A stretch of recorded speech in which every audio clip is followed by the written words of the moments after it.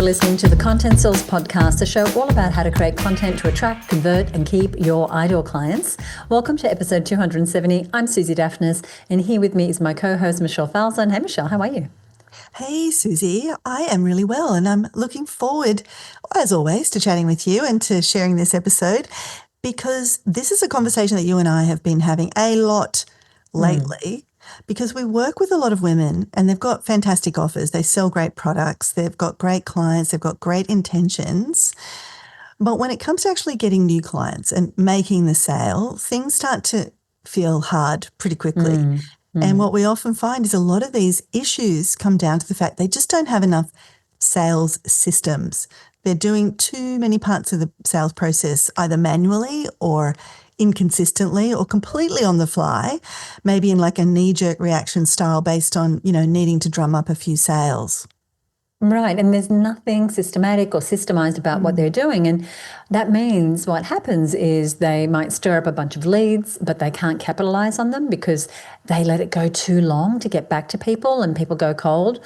But if they had a system for lead follow-up in place, for example, a lot of those hard-earned leads and often expensive leads would become sales. Or they confuse their prospects by putting out disjointed messaging or hard-to-follow sales processes, or they attract the wrong kind of leads because they don't have a system for really dialing in and determining their ideal client. Or, and we see this a lot, they build a beautiful product or service, but they remain a best kept secret to their market because no one knows they exist, and so much more that really could be solved by systemization. Yeah, and that's exactly what we want to talk about today. Not just why systemizing the sale is so important, but actually walking through a self-check process that you, our listener, can use to maybe identify the parts of your sales process that are still missing systems or that need a brush up in the systems and what you can do about it. And this is actually a nine-part self-check because there's quite a lot there involved with sales. And because it's so comprehensive, what we're going to do is we're going to do the first part of this process in today's show. We'll do the first 5 parts, and then we're going to do the rest in a follow-up episode. Yes, we are. So we are going to give you some of it today, and then we'll tell you when we're going to do the second part a little later on in today's episode. But what that means is you get a chance to implement these first sales systems before the next batch. And if you have questions, of course, we're there and available for you to ask questions of. So let's go. Yeah, let's kick things off with the first area we want to look at when it comes to systemizing your sales. And this is, where it's always good to begin with the vision, with where are you going? And so this is really getting a system around your sales goals. And this one is foundational because if you don't know what success looks like, it's really hard to build a system that gets you there. Right. That's exactly right. And what we see is people putting in great content, a great effort to create great content, or they've got a decent enough offer, right? But there's no clear goal driving it. It's like they've pulled it out of a hat. So that sales activity ends up being reactive and all over the place and rarely results in the actual sales that they want. Like they'll get some sales, but they're not hitting those goals because they haven't really created that vision that you mentioned. They're doing the work of selling, but without the structure and focus that makes that work really effective and brings in those results. Yeah, and this is something we're constantly reminding people of. We'll have someone tell us they want to create a lead magnet. But when we dig into that strategy a bit more and ask about these specific sales goals, where do you want to go? How many sales do you want to get? And how many opt-ins of the lead magnet do you need to get that number of sales? There's not a lot of clarity. It's like, I've got the system. I've got a lead magnet, right? That's my system. But if you don't know where that lead magnet fits into your goals, you don't know how much heavy lifting that lead magnet needs to do. Whereas if you knew you needed to get 10 sales of your $5,000 coaching program this quarter, and you knew you needed to have 20 sales conversations, say, to get those 10 sales, and maybe you need 200 new qualified leads to get those 20 conversations, you see how we're kind of backing out of that? I need 10 sales. That means I've got to have 20 sales conversations. That means I need to get 200 leads. Now you have a sales goal and you can be crystal clear about where that lead magnet fits in and how that sales process needs to perform and what the key focus is. Where do I put my energy? What's the definition of winning in this case? And that's where a systemized approach to actually setting your sales goals makes all the difference. Yeah, so let's have a look at what that might look like. First, you want to be clear on the vision that Michelle mentioned. What are you trying to create in your business and in your life, really? And how might you get closer to that in the next 12 months? This is where we recommend, inside of her business, we have something that we call a big kahuna vision. This is the one thing that, if realized in the next 12 months, would revolutionize your business and head you towards your bigger overall vision. So your big kahuna vision is your 12-month vision, your 12-month goal. So that can be a financial target. So it could be, I want to increase my revenue from 150,000 to 200,000 this year. It could be a shift in how you want to make your revenue. For example, you might say, I want to generate at least 30% of my sales from not client-facing work, from non-one-on-one work. And it could be another goal that requires several other targets to be in place. And I want to give you an example. So the lovely Chantel Gilbert of Blue Gum Electrical is part of our Marketing Success Mastermind.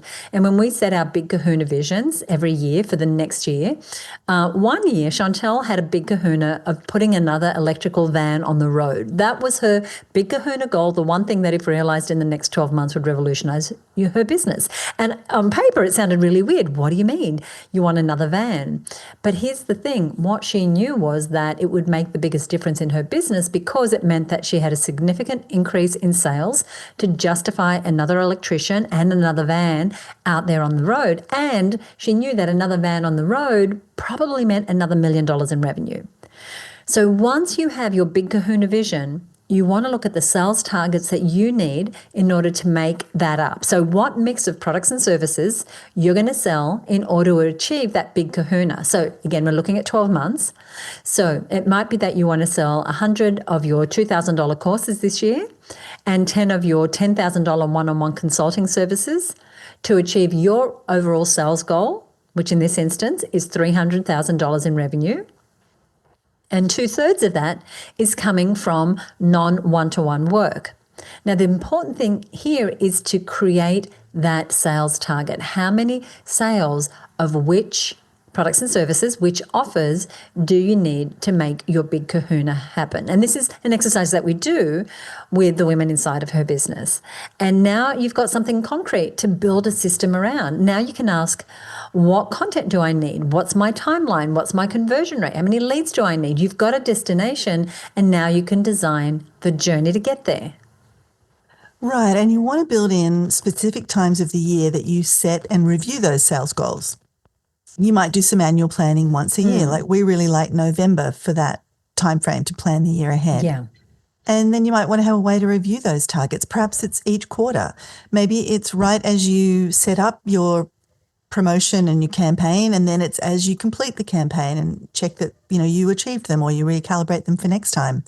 The important thing is that you're making time on a regular basis to set and review sales goals, and that those sales goals are lining up with your overall vision for your business and your life. That's how you actually bring these ideas of what you want to have into reality. So here's your quick self-check question, because this is a 9-part check-in for this part of the process. Do I have a specific monthly or quarterly sales goal tied to a clear annual sales target that aligns with my business vision? So I'll just say that again. This is your question to ask yourself about your sales goal system. Do I have a specific monthly or quarterly sales goal tied to a clear annual sales target that aligns with my business vision? If your answer is not really, that's a sign you need to put some time into getting more systemized around your sales goals. Yeah, and we realize that it's not necessarily black and white. You may have some clarity around sales in some areas of your business. So here's what we're going to do. With each of the areas of this check-in that we're going to be giving you, we're going to be giving you a little self-rating system. And it's like a traffic light system. So let me explain. So it might be helpful to rate yourself in terms of how systemized you are around your sales goals using this idea. Red means I don't have goals. I'm kind of guessing. It's kind of random. There's no wrong answers here. Orange is I set loose goals, but I don't actually track them. And green is I've got a clear documented sales goal tied to a specific offer and I check progress regularly. So if you think about those red, orange, green lights, where do you fit? Right, so just make a note wherever you are. And if you are on the road, if you're in the gym, if you're walking the dog, just do a mental note. Is it red? No goals, guessing random. Orange, I set loose goals and don't track them. Or green, I've got a clear documented sales goal tied to a specific offer and I check my progress regularly. So the first thing you want to do is set some time in your calendar this week to set some high-level annual sales goals if you don't have them, and have a look at what they might look like for each quarter. So you want to choose the offer or the offers that you're going to focus on, set a revenue target, and then calculate how many sales of each offer you need in order to reach your annual revenue target. Yeah, and then we recommend you go one step further, and this is where systems become real, is to write it down in a sales planning doc or in your calendar or wherever it makes sense for you to be putting that. But the key is make it visible, because what's visible gets focus and energy, and what gets focus and energy gets results.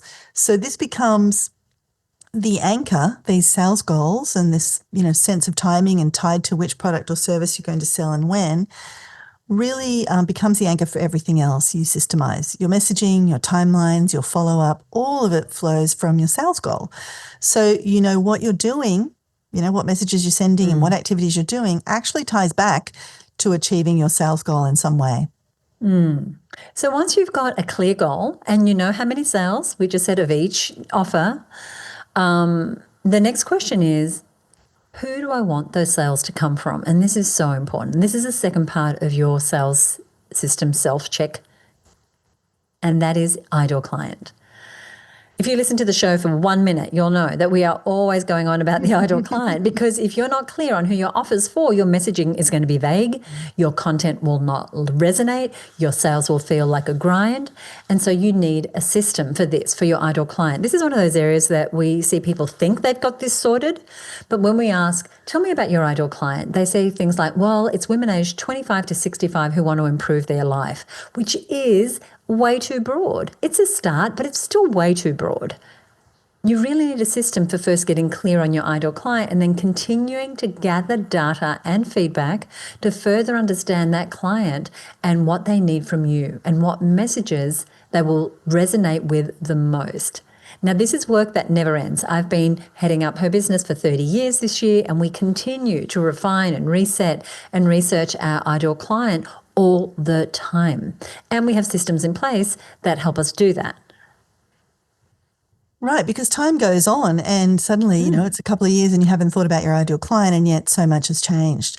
Yeah. So systemizing your ideal client means having a documented avatar. Remember, make it real, write it down. Something you can refer to every time you write a sales page, create a video, plan a launch, run a campaign. Something your team can refer to, something you can make sure others that are creating content for you or running Facebook ads or whatever it is really understands. And that ideal client avatar doesn't just include demographics, and demographics are things like how old they are and what sort of profession they might be in and what their family situation looks like and where they might live. You also want to capture psychographics. What are they most afraid of? What do they most want in the area that you help them with? What do they believe about the problem that you help them solve, and what might hold them back from buying from you? And importantly, you want to know the language that they are using to describe those things that are relevant to what you're helping them with, talking to them about. Now, we have got a ton of episodes and resources, as Suzi said, dedicated to how you do this, and we'll include links to those in today's show notes. You are absolutely going to want to get today's show notes. They're going to be really rich with a lot of resources and other episodes to check out, including our ideal client avatar template and the system for doing client interviews as well, so you can understand who you serve in a much deeper way. And systemizing your understanding of your ideal client also means having a plan for when you might do things like feedback surveys or analyze sales results to check which segment of your market is actually the one that's buying. Or maybe you want to gather some data and look at, well, what's our lifetime customer value at the moment, or what's our retention rate to make sure you're keeping those most ideal clients. Yeah, rich resources, as Michelle mentioned. So definitely check out the show notes and we'll tell you where to get those in a minute. And the thing is, when you've got systems around continuously building and refining your ideal client avatar, it means that your paid advertising lands better. You create products and services that people actually want and that they'll pay for. And you're not reinventing your messaging every time. You know exactly who you're speaking to. And you're pulling directly from a client language bank. I'll say that again, a client language bank that you've created because you've done this work, like we said, the ideal client interviews that we're going to give you a resource for. And there's an added benefit when you do this work is it also helps with your objection handling, your offer design, even the bonuses that you might make available, because you're clear on what your ideal client needs to believe and think in order to say yes. So your check-in question, remember we're doing a check-in question for each of these areas.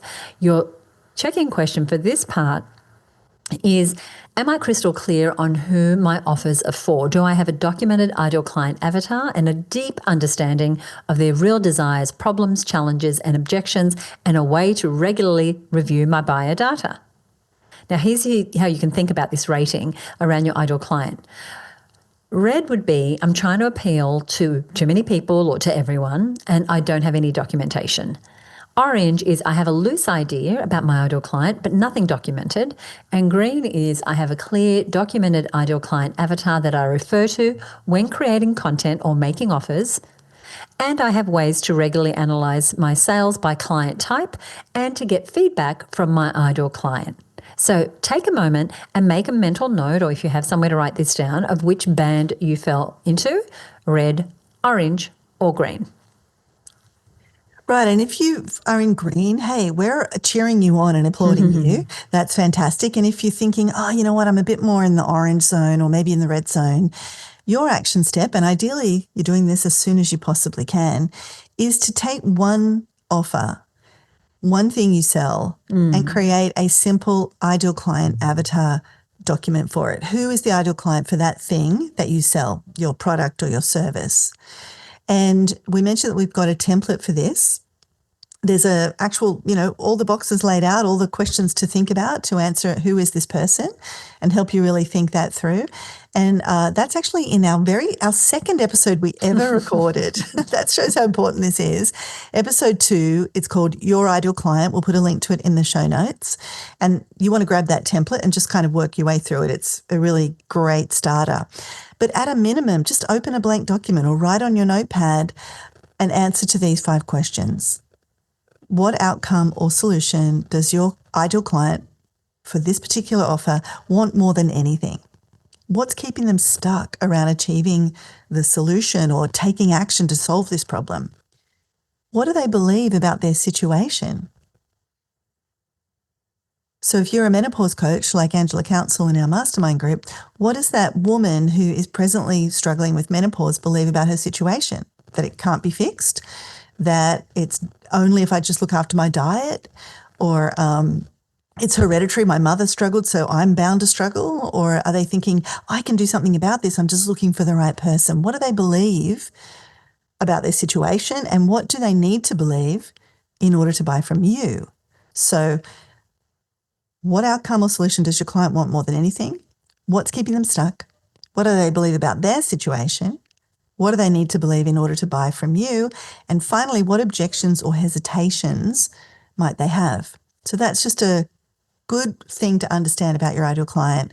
And ideally, find someone who fits that ideal client profile and ask them if you can interview them to get your thoughts and to really verify what you're thinking, not just making it up, but really seeing from your market. Do they really think that? Is that really what's holding them back? What language are they using, and so on? This is incredibly valuable. Yeah, absolutely. And once you've made that start, we recommend that you plan out some time over the coming 90 days to do a few more interviews. We recommend a minimum of 5, and to invest a bit more time in the avatar document, flesh it out, try and get more and more specific and less generalized or vague. So once you know who you're selling to, which we've just covered, the next step is getting super clear on what it is that you're actually offering them. That's what we'll talk about next. So we've looked at 2 of the 9 parts of the sales system. Self-check.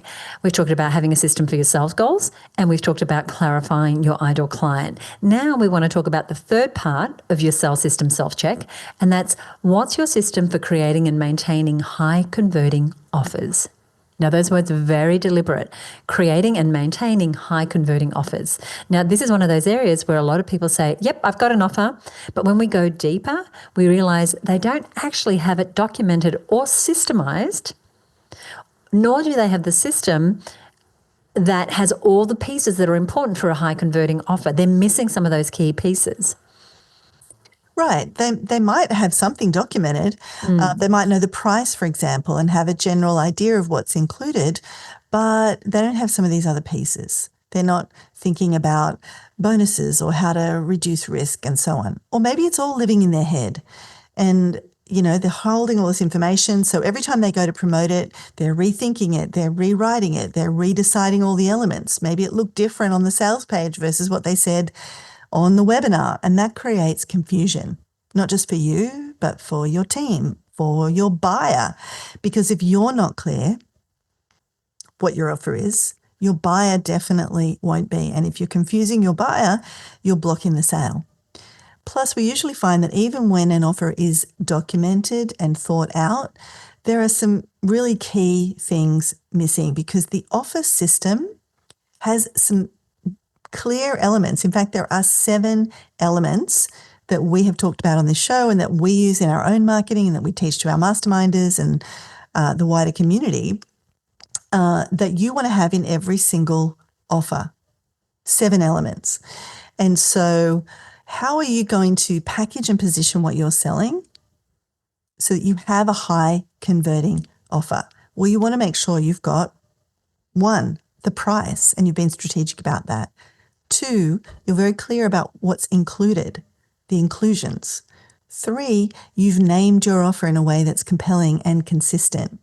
4, you've thought about how to brand what it is you're selling. Is it in your brand colors? Does it have its own logo, or does it sit as a subset of your main brand?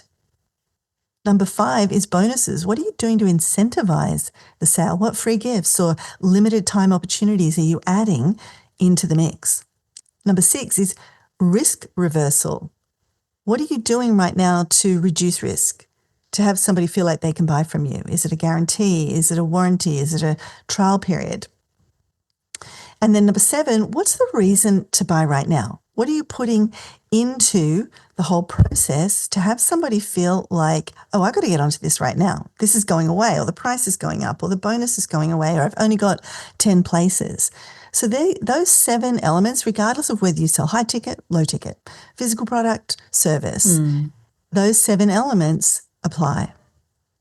And these are the elements of a high converting offer. As Michelle mentioned, sometimes we'll have a few of those, like we have a price and, we might have a name or we're thrown in a bonus, but we haven't thought these through. And you want all 7 elements in your offer. And when this is documented and it lives in one place that you and your team can go back to, it becomes like a single source of truth for everything else.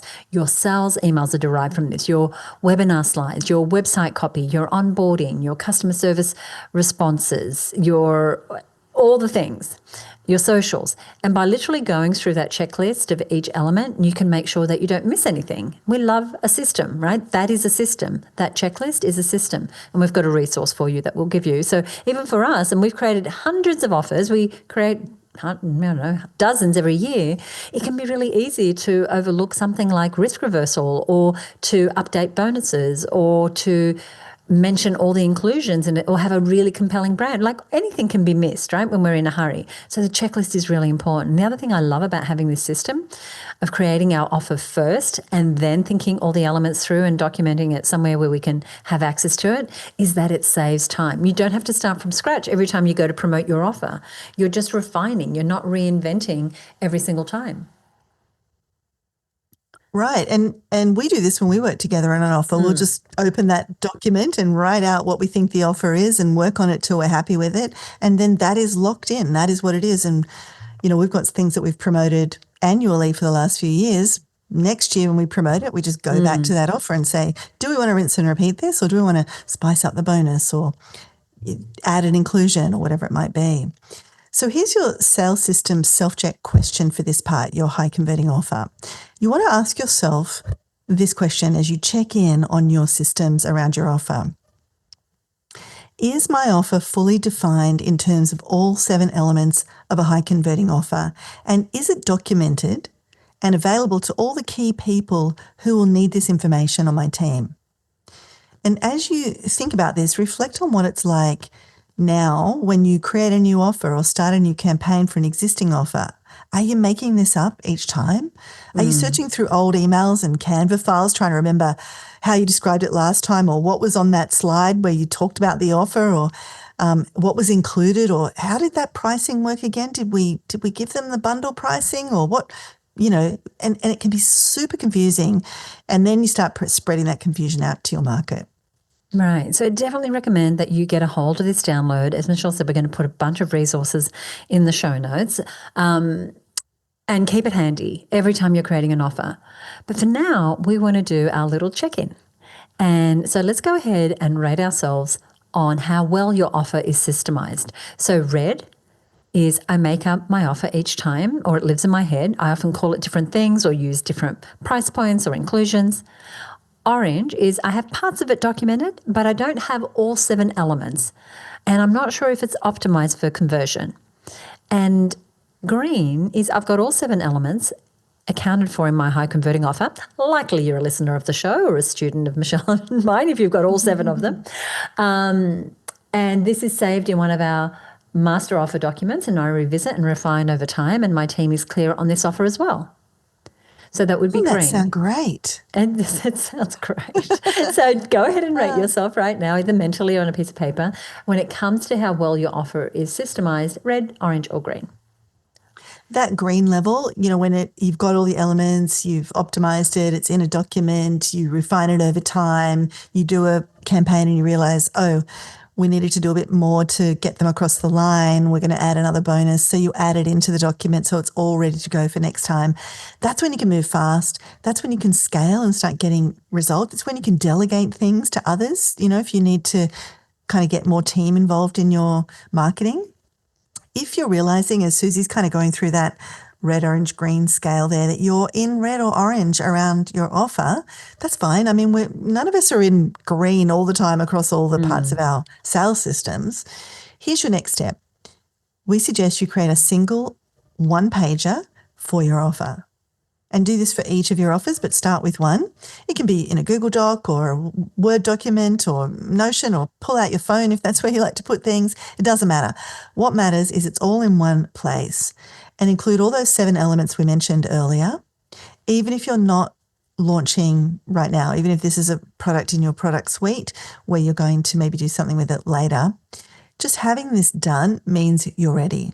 So obviously you want to prioritize the things you're going to be working on right away.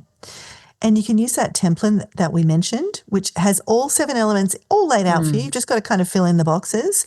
And we gave it away in our newly updated Content Sales episode 254, How to Craft an Offer That Sells. We're going to put a link to that, as we said, in today's show notes. So you've got a template for your ideal client. You've got a template for your high converting offer.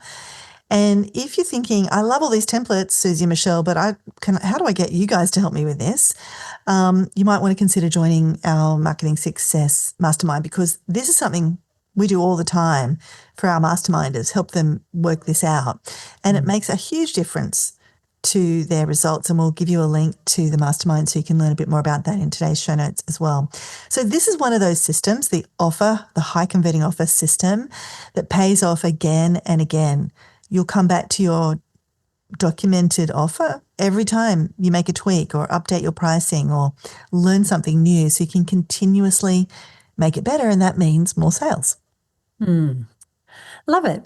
So we said at the outset that there are 9 parts. We're going to do some of them in this show and some in an upcoming episode. And so far we've talked about your goals, your ideal client, and the offer itself. So now we want to talk about how to systemize how someone actually buys from you. And this is one of the common gaps we see. People are doing great content, they've got a solid offer, but there's no defined journey for how someone moves from, oh, I've just discovered you, I know you exist now, to yes, I'm in, here's my money. And that's where your sales funnel comes in. This is the strategic path, the journey that your ideal client takes to get your offer, to buy your thing. And at its most basic level, every sales funnel needs to guide someone through 3 key stages of the buyer's journey. And those 3 stages are, number 1, awareness, where they first discover that you even exist. Level number 2 is consideration, where they're deciding if you are the right fit for them. And stage 3 is conversion, where they're actually saying yes and they're purchasing. So they're the first 3 stages of the buyer's journey. But we also recommend you include 2 more stages in your sales funnel system. And these are the higher levels, if you like, of the buyer's journey, and they happen after conversion, which is the 3rd stage that I just mentioned. They happen after the sale, and they are number 4, loyalty. And that's what happens after the sale that keeps people with you. They stay clients, they come back, they buy again, or they buy other products and services that you sell. That's stage 4. And then the 5th stage of the buyer's journey is advocacy. This is where people are championing you, they're referring clients, they rave about you, they are your advocates. So systemizing this funnel means that you know what content or what activity brings people into awareness, into your world. Maybe it's a podcast like the one you're listening to. Maybe it's a lead magnet. Maybe it's a direct messaging strategy. However it is that people come into your world, it could be a social media strategy. That's your awareness stage. What helps them move into consideration? Remember, consideration is where they actually think, is this the right solution? Is this person the right person for me? And you could be doing that through your emails, through telling stories, through answering frequently asked questions, through testimonials from your existing clients, things that let them know that you are the right choice, and that if they are experiencing a challenge, a problem, an issue, that you are a good solution for them.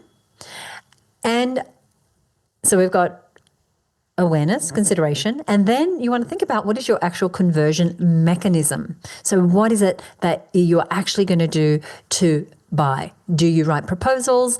Do you do presentations and make offers from stage? Do you run webinars? Do you do sales calls? Do you have a sales page? Is it a direct messaging back and forth system? So what is the mechanism that you use to convert? So for me and Michelle, often it's either a course that leads into the mastermind. Sometimes it's a webinar that leads into a course. So we have specific ways where we actually make offers. So what is your way that you make the offer and you say, okay, you can buy from me now? And then beyond that, how do you move them forward to buy your next offer, to refer their friends, family or colleagues, and move up into those loyalty and advocacy levels that I just mentioned? It's a wonderful model, the buyer's journey.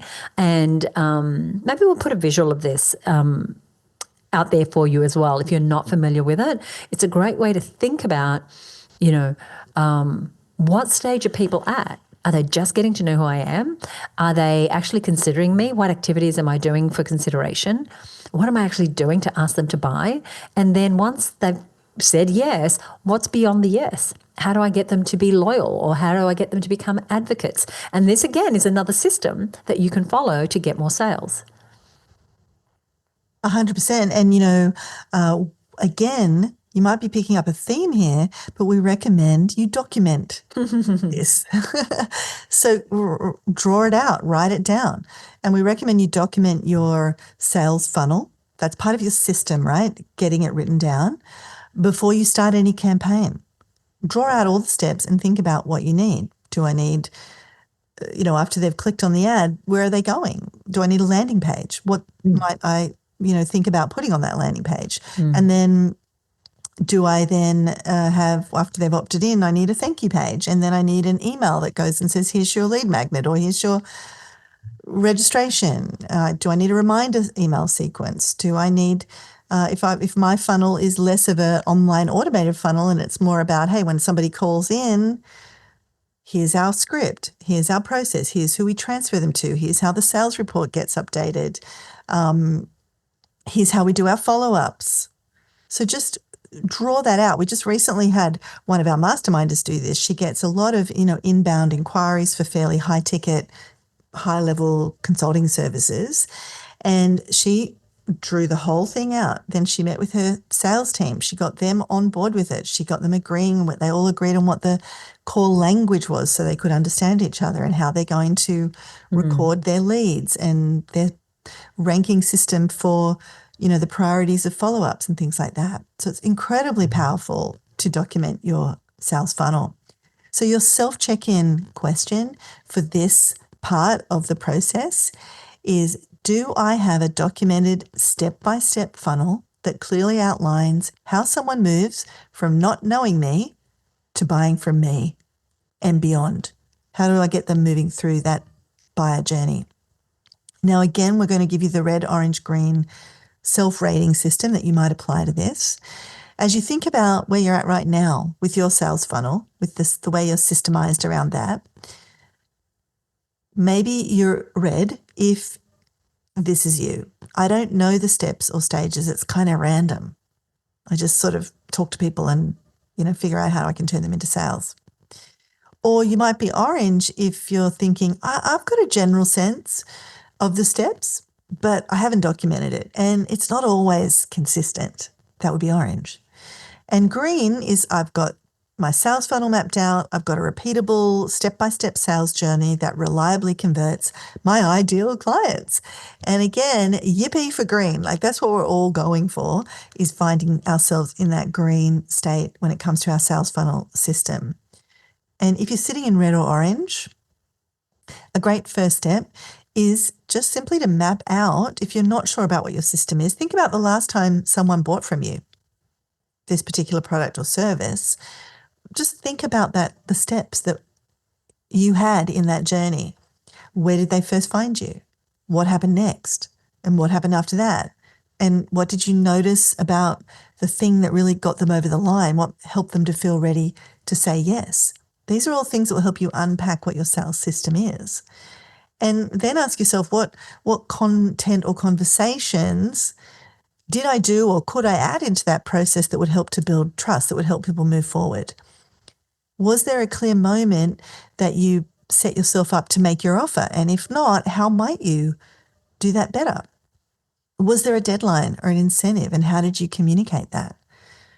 Once you've mapped all this out, save that funnel diagram somewhere visible and use it as the starting point to intentionally design your sales process. You want to share this with your team, like Tracy from our mastermind did, shared it with her sales team, got buy-in. And here on this show, you've mostly heard us talking about sales funnels in the context of the marketing mountain. And if you haven't heard the marketing mountain, you must be new to this show. But essentially your job is to craft a journey, that buyer journey that Suzi was talking about, that takes your ideal client from the bottom of the mountain, not aware of you at all, don't know who you are, to the top of the mountain, hey, I want to buy your thing. And that top of the mountain is where that conversion step happens. Somebody is buying from you. They're saying yes, they're giving you the purchase order. So think of the mountain like an upside down funnel, because a lot of the time the funnel is wide at the top and narrow at the bottom, and you just see, gravity just spitting sales out the bottom after you've poured a bunch of leads in the top. But the mountain concept is turning that around, that you actually need to craft a journey that defies gravity and helps people say yes and really deliberately move through those stages of awareness, consideration, conversion. And then what are you doing to help them buy from you again and become loyal, or move on to another mountaintop and buy your next thing? And what are you putting in place to help them refer others and advocate for you and share your links or do all of those great things? And we've got lots and lots of resources on the Marketing Mountain in other episodes, and we'll give you the links to those again in today's juicy show notes. Juicy show notes this week. And just a reminder, the Marketing Mountain, it isn't a funnel that just drops people into your offer. It is a climb. If you imagine a mountain, to climb to get to the top. And your job is to make each step of that climb feel valuable, clear, achievable. And as you grow, you can start building in, to maintain this mountain analogy, ski lifts, ways for your clients to move to your next marketing mountain, between your offers. So maybe it's your next offer. they'll go to a longer term program. So if we think about our businesses and we think about those areas that we said earlier, map out your products and services and how many you're going to sell, if you imagine each of those as a marketing mountain and you imagine in your mind's eye a series of mountains, then you want to, as again, this is a little more sophisticated, but I want you to put yourself in the future there, is that you can build these ski lifts as people, once they come in on one mountain, then you have a systematic way to get them to visit another mountain, to buy the next thing from you.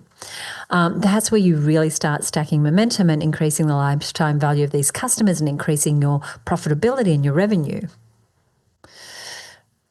This is good. If I do say so myself. You can see why we wanted this on 2 episodes. I mean, it's juicy, but it's a lot, right? It's a lot. And it's one bite at a time. If you distill each of these steps we're talking about, is just get what you can documented and then just work on improving it from there. Have a system to improve the systems. Yeah.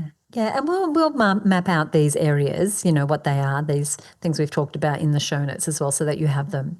So you've got your sales journey mapped out now, right? Imagine you've done that work and you know how people are going to move towards your offer. Then the next system we want to focus on is making sure you know when things are happening. And that's where your marketing calendar comes in. And a marketing calendar is one of the most powerful and underused systems in your sales process. Right? Because we think marketing, creative, no, marketing systems. We're talking great. timing, scheduling, knowing exactly when you're going to make your offer. This is what makes effective marketing.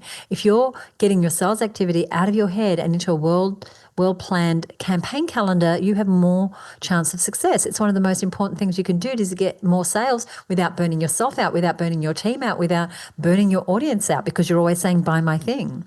One of the biggest reasons people don't make sales is that they don't have a plan for when they're going to ask for the sales, when they're going to be selling. So they're creating content, they're engaging, they're busy, but they don't have a campaign. They don't have an offer that is timed to a particular date and time and connected to a level of activity.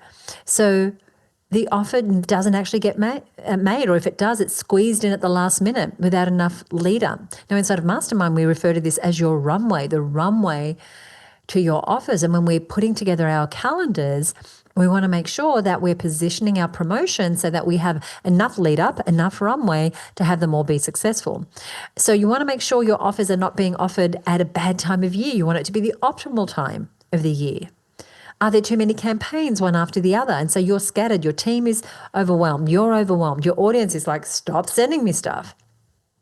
So when we talk about scheduling marketing calendars as part of our sales system, we're talking about creating a simple, repeatable rhythm for your promotional windows. And that means knowing, amongst other things, when you're going to make an offer, what offer you're making, when, and how long the sales window is.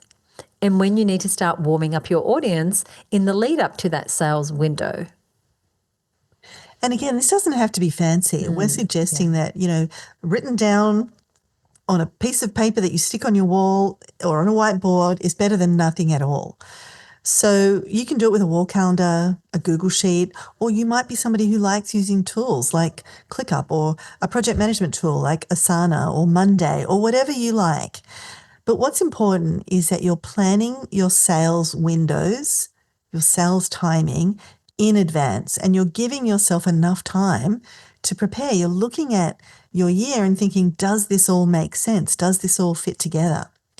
Systemizing this part of your sales process means treating your calendar as the strategic tool that it is. Time is one of your most valuable resources. So your calendar is not just a list of appointments or tasks. It's a strategic tool, especially when it comes to your marketing. So for example, if you're running a webinar to sell your course, and then you're going to, do the webinar and then open the offer up for the course for the next 7 days, and then you're going to close it again because the course is about to start. That might be your approach, your sales funnel, your sales strategy. As you're thinking about your calendar, the sales window for this, well, when does the lead up to the webinar start? If the webinar is on the 14th of the month, how soon before that do you need to be promoting the webinar? And how soon before that do you need to warm your audience up around the topic for the webinar? When do the emails go out? What date and time is the webinar? What date and time does the offer close? What other campaigns might be happening around that time that might be a clash? When is the ideal time of year to do that particular offer, to make that particular thing available? And looking at your year in that bird's eye view, I think this is truly one of the most valuable things you can do for your marketing and for your stress levels. Look at that bird's eye view. You can make a massive difference to how hard you have to work for your sales, to how much pain and suffering you build into your year. Because you can see where it's bunched up and it's going to be too hard, or where it doesn't make sense to sell this before that. We should swap those things around. Or, hey, that's right before Mother's Day. Maybe we can make it a Mother's Day campaign. So you need to make time and space for this kind of strategic calendar thinking.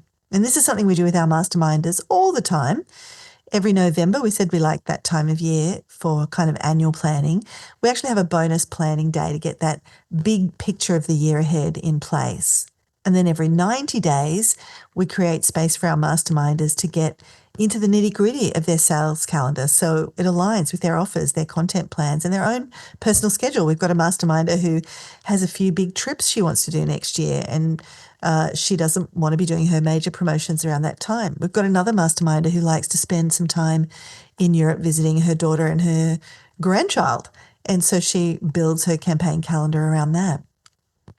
Because if you don't schedule it, it either doesn't happen, which is a very real thing. If there's not a date on it, it's another year and you haven't done that promotion, or it happens under stress, or it happens at the last minute, or it happens at the wrong time to really succeed. And all of those things are just so like soul crushing when that happens.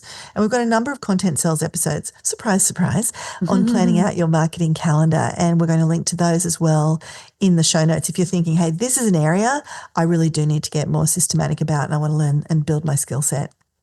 I want to say one more thing, because maybe you have an always-on sales funnel. So maybe you sell earrings and you sell them all year round, or food products, or gym memberships, or maybe you're a corporate trainer and you're always on, you're always taking new clients. The key for you around this marketing calendar is still to think about manufacturing the timing of your marketing. Because what often happens, and I'll use consultants as an example, is we get a new client, we're there head down working with the client. When we pop our head back up, the sales funnel is dried up because we haven't been doing any marketing. But if we had an conscious, deliberate marketing calendar where we understood the idea of lag and that the effort we put in now may not be realized in results immediately, then we could time our marketing activity, our content marketing, our sales processes to line up with when we were needing new clients. And if you are a product, if you sell products, then again, how do you manufacture promotions? Is it a new range of jewelry that's coming out? Is it a brand new food product? Is it that, it's slimmed down for summer gym membership? And gyms are actually quite good at this idea of having seasonal kind of promotions. But you don't want to be going, oh my gosh, and we've had this conversation a couple of times. It's like if you sell heating, you don't want to be promoting that the moment that, winter starts. You want to have planned that promotion so that people have their heating installed before the cold weather starts, right? And that takes that deliberate, conscious thinking about the timing of your marketing and creating that marketing calendar. And there are some great resources, frameworks in the episodes that Michelle mentioned, including this idea of the runway that I mentioned, how to make sure you leave enough runway in the lead up to making an offer. Also how to follow up campaigns, even how to stack campaigns so that you maintain your momentum. So you put things in an order that makes the most sense and actually moves people to buy from you. And we even have an episode that is about moving people to higher priced offers. So again, juicy notes coming up. So do check out those other episodes. Now, when you're starting to systemize, it's really good idea to have a high-level map of your next 12 months. That's why we started by talking about vision. Like, do you have enough sales activities and campaigns in there to meet your sales goals? Because it's all well and good for us to set the vision, but then we've got to move our feet. We have to decide what's going on the marketing calendar in the next 90 days. What is my key objective over the next 90 days? How does that move me towards my 12-month big kahuna? And looking ahead at the next 3 months, and we work in these 90-day cycles inside of her business, in the mastermind, in the wider community. So you want to block out and do this exercise. Like, in the next 3 months? What are your offer windows? That is, when is your promotion opening? When is it running? When can people buy from you? When is it closing? What are your runway windows? So the runway, as we mentioned, this is the lead up period where you start to tease that something's coming. You start to get people used to a topic that you're going to be delivering an offer around. So this is the lead up period where before people can buy from you, and it includes those early stages of the buyer's journey: awareness, getting the eyeballs into your world so they know you exist, and then consideration, starting to share information, answering questions that has them consider you as a solution. So your offer windows, your runway windows, and then your fulfillment windows. When are you going to deliver on the things that you are selling? So if you sell courses or coaching programs, when are they going to be delivered? You want to make sure that's in your calendar. If you're fulfilling orders from your Black Friday sale, when is that happening? And so on, so that you don't have overlapping promotions that are going to, once again, burn yourself out, burn your team out, have you feel frazzled the whole time, or dropping the ball, which we don't want to do. The other thing to factor into your annual plan, and this is something that our masterminders do at the annual planning day: when are school holidays? When are other industry promotions? When are you taking travel? When are you delivering? Your calendar is a strategic tool. It's not a to-do list. It's not just a timeline. It's really about you being strategic in your marketing. So we've come to the sales system self-check question as it relates to your marketing calendar. And that question is, do I have a sales calendar that clearly defines what I'm selling and when I'm selling it? And does that calendar have enough sales activities and campaigns to meet my sales goals? So if you're guessing each month or saying, I'll probably launch this sometime in October, or you're constantly finding you run out of time to get enough traffic to your offer, so you end up running programs or launching memberships or developing a new product and then you don't get enough sales, it's probably because you haven't given yourself the time. So it's a sign that you need to put more time and focus on systemizing and optimizing your marketing calendar. So here's a helpful way to rate yourself in this. And again, we know we're going for green, but I'm going to give you red, orange, and green so that you can rate yourself. And red is, I promote reactively. I don't have a marketing plan. And I know this is a lot of business owners, and that's okay. This isn't to come down on anyone. It's just to have an awareness. Once we have the awareness, then we can make some decisions. Orange is, I've penciled in a few sales dates, but I have no supporting structure. And green is, I plan my sales activity at least 90 days ahead and align my content and lead up activity to support it so that I can achieve my sales goal. So take a moment now. When it comes to your marketing calendar, are you rating yourself right now as red, orange, or green? So just take a minute to do that now and we'll move on. Yeah, and what I like about that green explanation you just made, Suzi, is that it's not about the quantity of activity. It's about just making sure you're doing what you need to be doing to achieve your sales goals. So it doesn't mean you've got to have something in that calendar every month. It just means you know when your offers are coming, you've planned those out, so you've got this optimal use of your year, and you're doing enough marketing activities to meet your revenue targets. For some of us, that might be an annual promotion, a big launch or something. For others, it might be a monthly campaign. For others, it might be every quarter or twice a year, or on Mother's Day and Black Friday, or whatever it might be. So it's just finding the cadence that works for you and that fits in with your goals. So if you're in red or orange, your action step that you might want to think about doing is to do that high-level map of your year. And you don't have to wait till November, the magic time to do it. Just start right now and just do that mud map even. Just a high-level overview. I've done it as simple as on literally the backs of napkins. I did it once on a keynote slide, one keynote slide, where I just put all the months in and just wrote something in when I was working with a client. Any way you want to just map that high level out. And then you may need to do a more detailed plan for your next 90 days at least. And then you can kind of get that in motion, and then you can work on the next 90 days. And as you get more systemized, as you do this more and more often, you'll get better and better at understanding how much time you need for things and, what campaigns to focus on and in what order. But start by choosing one offer that you want to sell and decide when you want to make that offer. And then ask yourself, when do I need to start warming people up? When does the sales window open and close? What do I need to have in place before that to be ready to open the doors. Do I need to create slides and have ads, and when am I going to have those going live? And you want to get your team's buy-in around these dates and times if you have team. And then importantly, get it on the shared calendar, because once it's scheduled, it becomes real. This is the equivalent of writing it down and you can start building your other systems around it.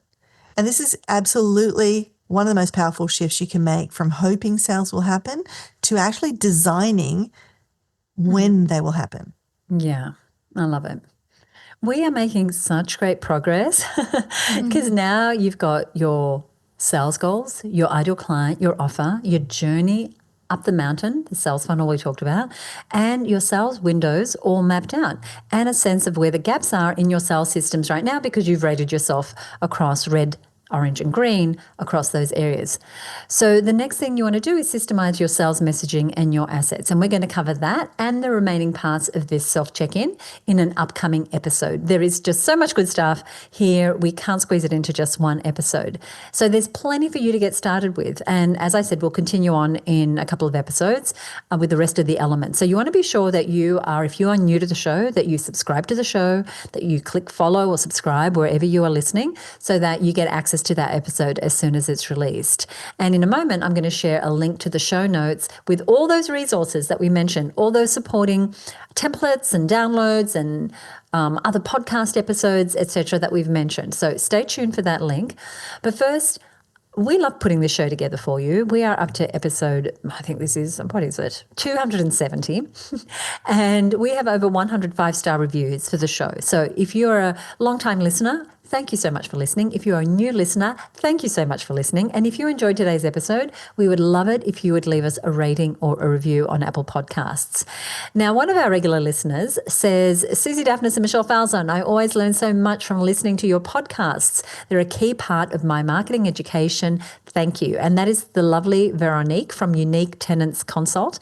And she helps distressed residential tenants reclaim their dignity and respect in their relationship with property managers and owners. And her services include information on rental rights and responsibilities, industry-specific knowledge, and negotiation strategies. So, Veronique, thank you for being a long-time listener. We love that we can be part of your marketing education. And more than anything, we appreciate you reaching out and letting us know that you're enjoying the show. So, we promised these notes, Michelle. I better give people a link. Yeah, I know. We'll have the storming the gates otherwise. So anything we've mentioned here on the show can be found in today's show notes, which we are putting over on our website at herbusiness.com/system for sales, all one word, herbusiness.com/system for sales. Now, the next episode is not part 2 of this episode. It's actually a special interview. Michelle, do you want to tell us what's coming up? Yeah, I love our interview episodes, and we're talking to somebody who is super smart when it comes to how you can grow your business with stories that sell. And this is someone who is a marketing genius. She's been a ghostwriter for lots and lots of books. She has had clients that are, globally successful influencers, and she's going to be sharing with us the story that's sitting around in everyone's business that is the absolute number one story that you need to be telling that will get you sales. She's going to talk to us how you can avoid that, what she calls the DIYer never buyer, because a lot of us are creating our stories and our content for that person and they ain't never going to buy from us. And so how do we tweak those stories so that we're actually appealing to the people that will buy from us? And surprisingly, a lot of those people that will buy from us are already in our world and they've been lurking around the edges and we think they're not paying any attention to us. When we can start telling the right kind of stories and using the right kind of frameworks, and Kendall's going to fill us in on some of those, you can turn those long-time lurkers into today buyers. And I'm really looking forward to this interview. Right, and that's coming up 2 weeks from now. So as I said, remember to subscribe to the show the other thing I mentioned earlier is if you have questions, you can find us at Her Business on Instagram. If you want to send a direct message, Michelle and I can respond there. Or if you go to Facebook and you look for Content Cells Podcast, you will find our page. You can always ask us a question there as well. Michelle, anything you want to say before we go today? Oh, look, I think if you're feeling like, wow, I was in a lot of reds and oranges today, don't despair. This is great. It's like awareness. Where are you going to put your energy and your focus? And so just pick one. Pick one of the systems that you are a red or an orange in and dig into some of the resources that are in the show notes for you and put one foot in front of the other. One more thing systemized in your sales process is going to make a difference. And then you can do the next and the next. And we're here to support you. And I know, and Suzi, you've said the same. We'd love to see your questions and we want to cheer you on as well. Thank you, Michelle. Thank you for listening. We'll see you next time right here on the Content Cells Podcast. Bye for now.